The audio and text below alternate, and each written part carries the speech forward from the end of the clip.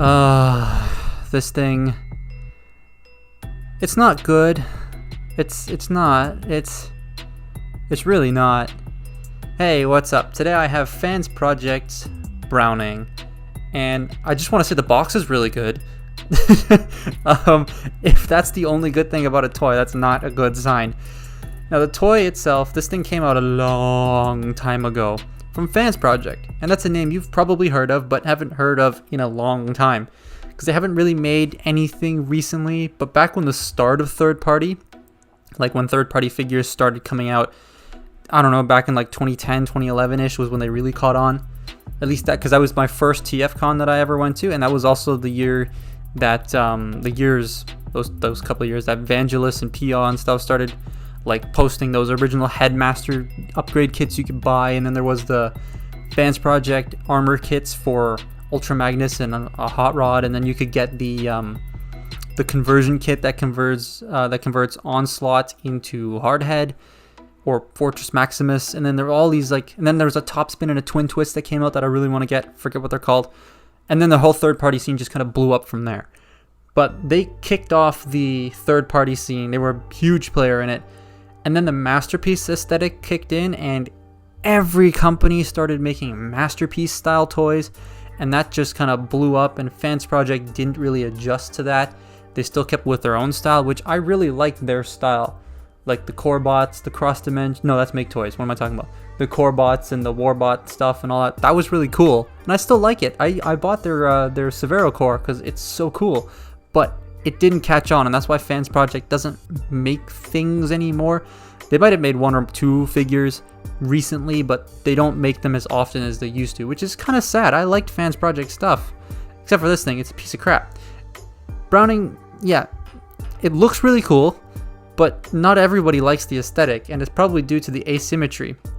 On top of that, the asymmetry does affect the lower leg articulation and how he stands, but we'll talk about that a little later. The design is kind of movie-esque in the way that it has panels arranged and how busy it looks. The propellers fold up kind of nicely onto the, oops, I dropped something, onto the back of the arms for the most part. But just standing there, it looks pretty good, but once you get into pose, everything kind of gets in the way. It doesn't work well. I'm going to skip the articulation right now just to demonstrate my point. The arms are fine, it's the legs that have the problems.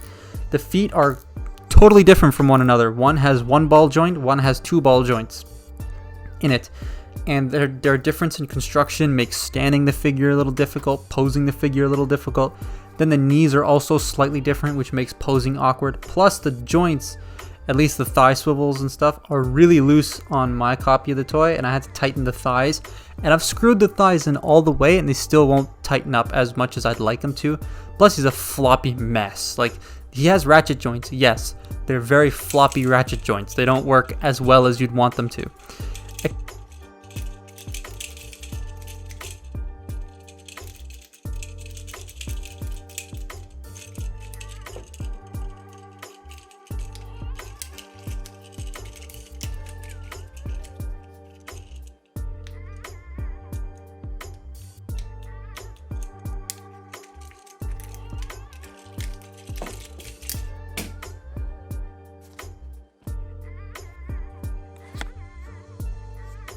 Accessories are these two tiny, very small miniguns, and the Headmaster, who has a flip-down visor and transforms in one step. Take that, Hasbro, with your one steps that actually take 5 to 6 steps to transform. False advertising on the box. I'm not gonna sue because I don't know how.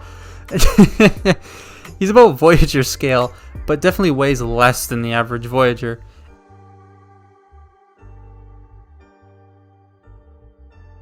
Transformation sucks. It's annoying. It sucks. It's nothing tabs in, things push other things out of the way. It's not fun. Copter mode also sucks. There's no rear landing gear, so he just kind of like tips. In the instructions, he's actually propped up on a box. So I'm putting my Pixel Buds underneath here because there's nothing else next to me. But yeah, that's how I'm gonna prop him up. The proportions are off, and it kind of looks like it's pre-crashed. This is what it looks like. You can store the pilot in the cockpit, and that's cool, but he doesn't really tab in, so he just kind of rattles in there. But that's really about it. Overall, this helicopter mode, it ain't great. Also, the instructions are garbage. So they don't tell you to pull the propellers up to make them spin. So I full on thought that the propellers just didn't spin until I realized, oh, you can pull them up and then they spin. Yeah, Fansproject, if you make toys again, work on your instructions. They're garbage. Overall, I don't think this thing is worth it. It's okay if you want to complete the Fansproject collection or like their Headmaster collection, then yeah, get them. But overall, I'd say don't get this unless it's cheap, like I did. I got it during TF Source's big like week customer appreciation sale thing. It was like $20. It's like, yes, that's definitely a reasonable price for this figure. But the $85, I believe the regular price was, definitely not worth it. Anyways, that's been my look at the Fansproject Browning. Follow me on Twitter and Instagram, links in the description. Patreon and Coffee links if you want to support the channel are also in the description. Go watch Bionicle: The Journey to Home, and I will see you next time. Goodbye.